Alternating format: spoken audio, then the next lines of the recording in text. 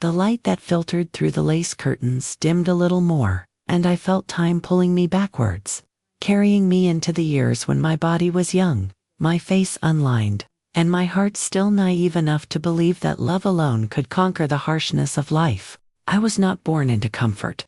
My childhood was simple, filled with the sounds of cracked wooden floors, the smell of coal smoke, and the rhythm of work that began before sunrise and stretched long after the stars appeared.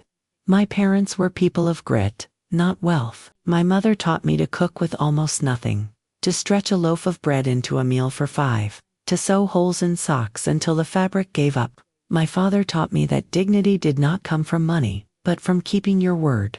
He said, "A promise is a man's true wealth." I carried that sentence like scripture, never knowing how much pain it would bring me one day. When I met your grandfather, I was barely more than a girl. He was tall, strong, with eyes that carried both kindness and fire. He was not rich either, but his hands knew the meaning of labor, and his heart made me believe I would never be alone. We married with little more than 2 rings and the blessing of our parents. Our first home was a cramped room in a building that smelled of damp plaster and smoke, but to us it was a palace. I scrubbed the floors, he patched the walls, and together we filled it with laughter and dreams. The years that followed were not easy. Work was scarce, and many nights we ate soup thinner than water, but we were together. When our first child was born, my son I held him against my chest, and swore silently to God I would give him everything.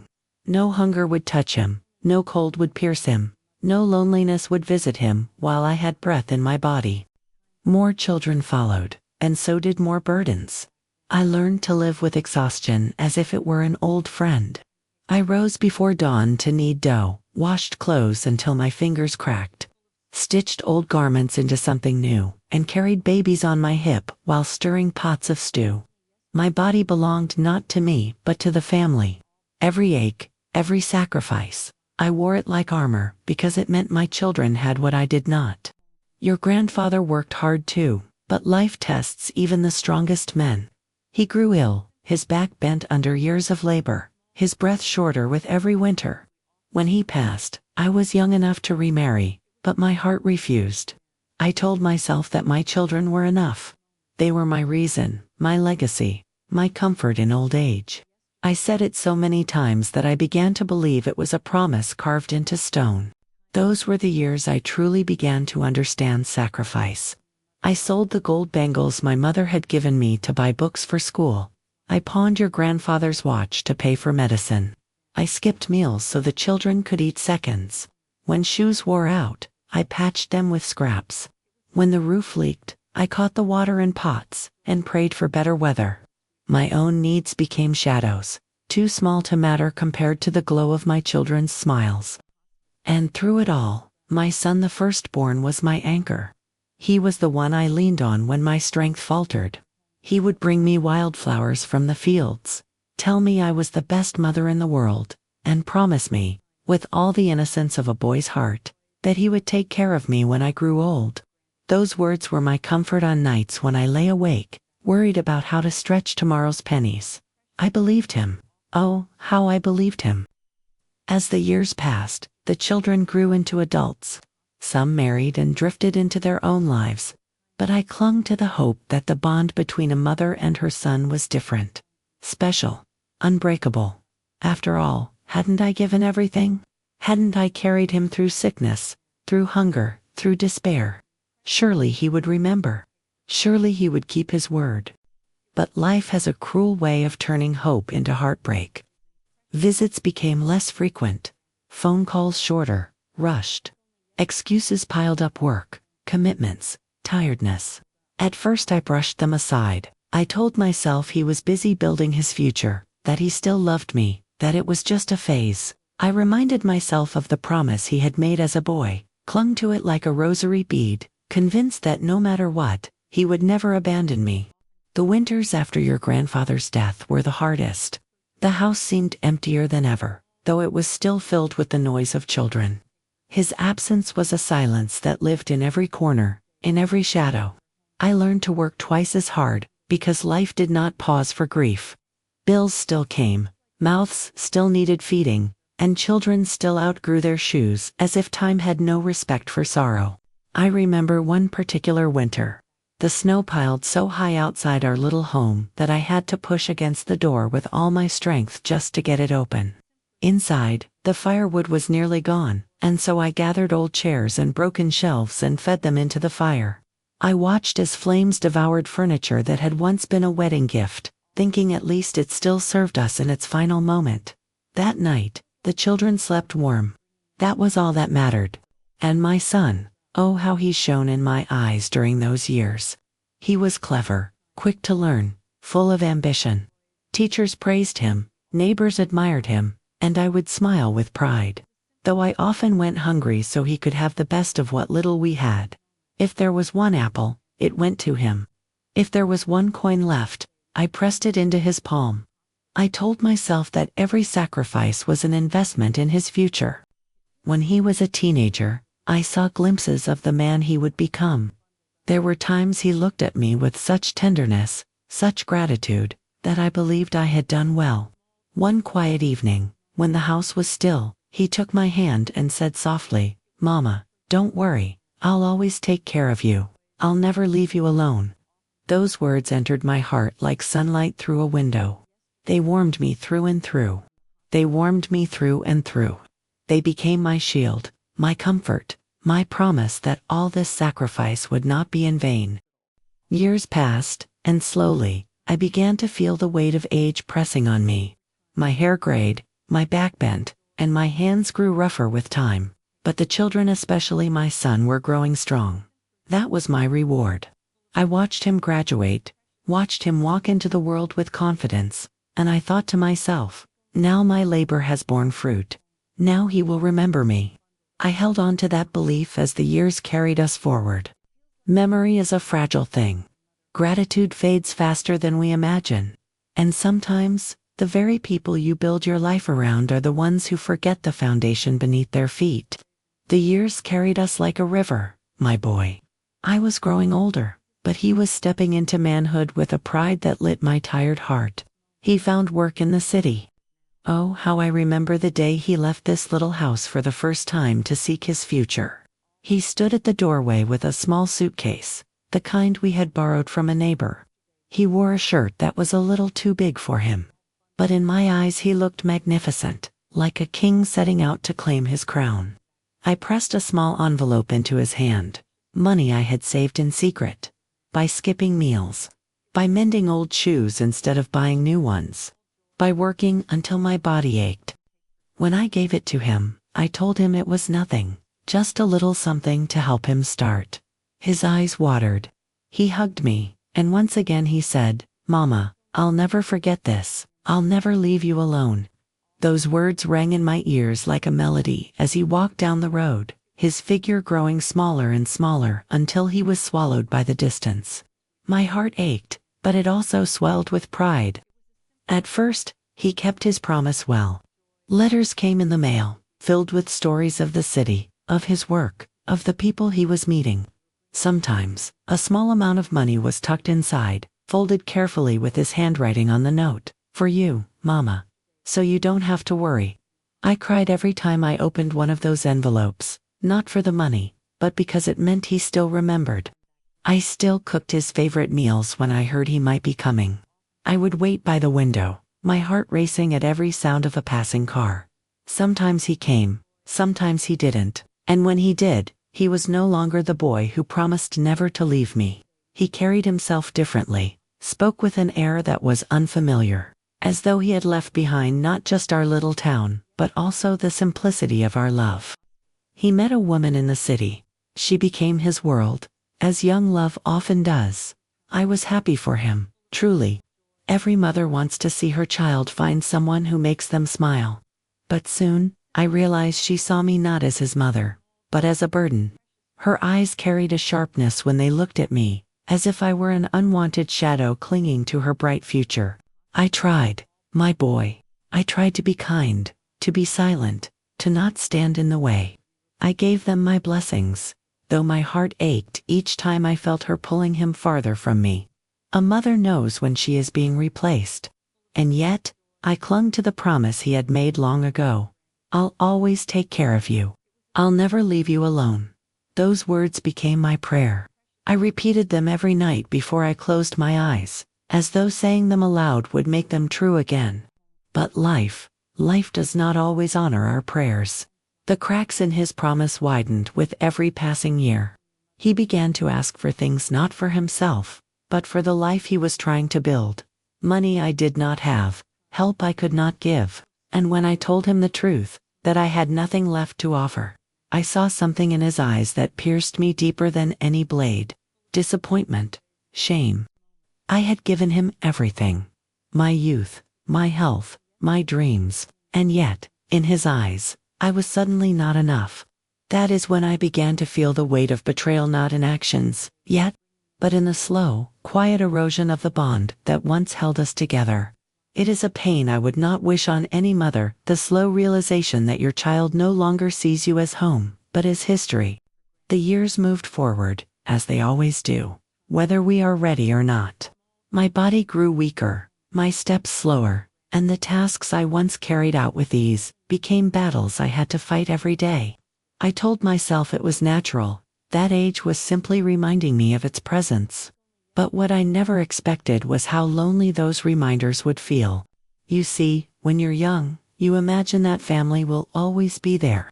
You believe your sacrifices will tie them to you with a bond unbreakable. But reality has its own plans. My son came less and less. When he did, his visits were rushed. He would sit at the edge of the chair, glancing at his watch, speaking in clipped sentences, as though he had somewhere more important to be. I would serve him tea, place his favorite sweets on the table, and smile as though I didn't notice the distance in his eyes. But I noticed. A mother always notices. His wife rarely came, and when she did, her presence filled the room with coldness. She spoke little, but her silence was sharp enough to cut me. I could feel her judgment in the way she looked at my worn-out furniture, at the fading paint on the walls, at me. I was a reminder of where he came from. And slowly, he did. It began with small things. Missed birthdays, forgotten calls, promises to visit that never came true. I told myself it was just the way of life, that children grow busy, that times change. But deep down, I felt something breaking. Then came the requests. At first, they were gentle. He needed a little money to cover something unexpected. He asked if I could sell a piece of jewelry, an old keepsake, to help him with a debt. I gave what I could, even when it meant keeping less for myself. But the requests grew heavier. He wanted me to sell the land your grandfather and I had worked so hard for. That land was not just soil, it was memory, it was sweat, it was the last piece of him I had left. I refused, gently at first, then firmly. That was when I saw something in my son's eyes I will never forget. A flash of anger, of resentment, as if I were standing in the way of his dreams. Default text. The days after that moment were the longest I had ever known. He stopped calling altogether. Letters no longer came. The silence between us grew so loud it echoed in every corner of my house. I waited, oh how I waited. For the sound of his footsteps, for the sight of his shadow at the door. But all I received was emptiness. And then, the day came. He arrived suddenly, without warning. Not with joy, not with longing, but with a decision already carved into his heart. His words were few, but they pierced me more deeply than any knife could. He said I would be better cared for elsewhere, in a place where people could look after me, an old age home. Do you know what it feels like, child? To be spoken of as though you are a burden to be moved. To be told that the home you built with your own hands, the walls that carry your laughter and your tears, are no longer yours. I remember standing there, my hands trembling, my heart pounding against my chest. I wanted to remind him of the nights I stayed awake, tending his fevers, of the winters I went hungry so he could eat, of the promise he made when he was still just a boy. But my throat closed. My voice abandoned me. All I could do was watch as he gathered my things into a small bag, the same way he had once packed his suitcase for the city. Only this time, it was not hope that filled the air. It was betrayal. As he led me away from the house, I turned once more to look at the doorway, at the lace curtains swaying in the breeze, at the chair where his father once sat. I whispered a silent goodbye, knowing in my heart I might never return. And so, with each step, I felt a part of myself being left behind. That was the day I realized promises are not made of iron or stone. They are fragile as breath. And when broken, they cut deeper than any wound the body can bear. The old age home, even the words tasted bitter on my tongue. It was not a home, not truly. It was a collection of walls where the forgotten were placed, like books no one wanted to read anymore. The day I entered, the air felt different. It smelled of disinfectant and boiled vegetables, not of the spices and warm bread that once filled my kitchen. The corridors were painted a pale, lifeless color, the kind chosen not for comfort, but for convenience. The rooms were small, each holding a bed, a chair, and a dresser. No memories hung on the walls, no laughter echoed in the corners. I sat on the edge of that narrow bed, clutching the bag my son had packed for me. Inside were a few saris, some photographs, and the rosary beads I had prayed with for years. That was all that remained of my life condensed into a bag that could fit beneath a bed. Around me were faces lined with age, eyes dulled by years of waiting. Some stared blankly at the television in the common room. Others muttered to themselves, lost in memories no one else could hear. A few reached out to me with kind smiles, asking where I came from, but my voice trembled too much to answer. I felt like a stranger in my own life. Nights were the hardest. At home, I used to hear the creak of the wooden beams, the rustle of leaves outside, the distant sound of a clock ticking. Here, the nights were filled with coughs, with cries muffled beneath pillows, with the sound of nurses' hurried footsteps. I would lie awake, staring at the ceiling, clutching my rosary, praying not for long life anymore, but for peace. Days blurred into each other. We were given meals at fixed hours, tasteless but enough to survive. Once a week, volunteers came to sing songs or read to us, their cheerful voices trying to paint over the cracks of our loneliness. Some residents clapped, others wept. I simply sat there, my hands folded in my lap, wondering if my son ever thought of me. Time moved differently there. It stretched, long and heavy, like the shadow of a setting sun. Birthdays were forgotten, festivals passed without celebration. Letters rarely arrived, and phone calls were short, if they came at all. Every sound of footsteps in the corridor made my heart leap, thinking it was him. But the door never opened for me. Do you know what it does to a mother's soul to wait like that? To sit by a window, eyes searching the road, ears straining for a voice, knowing deep inside that no one is coming. It is like watching your heart wither, petal by petal, until only the stem remains. And yet, in that place of sorrow, I found something unexpected. Other mothers, other fathers, each with stories as heavy as mine. Some had been abandoned after giving their children everything. Others had no one left in the world. We sat together in the evenings, sharing pieces of our past, holding each other's pain in trembling hands. In that misery, we built a fragile kind of family. But no matter how many kind souls surrounded me, the ache for my own blood never left. A stranger's comfort cannot replace a son's embrace. A borrowed smile cannot replace the love of the child you carried. There were days I wanted to write to him, to tell him how much it hurt, how much I still needed him. But pride and pain kept my pen still. I thought if he wanted to know, he would ask. If he wanted to see me, he would come. And so, I waited, day after day, as the seasons passed beyond the barred windows. Waiting became my life. And waiting is the cruelest kind of suffering. Time is not kind when you are old. It does not walk gently beside you. It drags you forward, whether your body can keep up or not. At first it was little things. My hands, once steady enough to stitch fine embroidery, began to tremble when I lifted a cup. My knees ached when I tried to stand, and my breath grew shorter when I walked across the courtyard. I told myself it was only age, but I could feel the quiet shadow of sickness creeping closer each day. In the old age home, illness was always near. A cough in the night, a faint cry in the corridor, and the next morning, a bed would be empty. That is how it was there. Life left quietly, without much ceremony. Sometimes, the family would come for the body. Sometimes, no one did. And when no one came, the staff buried them without names spoken, without prayers whispered. That silence was more frightening than death itself. I often wondered, when my time came, would my son arrive? Would he stand by me, if only for a moment? Or would I vanish as so many others did, just another old woman gone from the world, remembered by no one? Even in the bitterness of that thought, my heart betrayed me. Because every morning, I still hoped. I would sit by the window after breakfast, my shawl wrapped tightly around me, and watch the gate. Sometimes I imagined him walking through it, smiling the way he used to when he was little, carrying the scent of the world outside with him. I imagined his arms around me, his voice saying, "I'm sorry, Ma, I've come to take you home." But the gate stayed closed. The road stayed empty. And my hope, though bruised and broken, refused to die. That is the curse of a mother's love. No matter how deep the wounds, no matter how sharp the betrayal, love remains.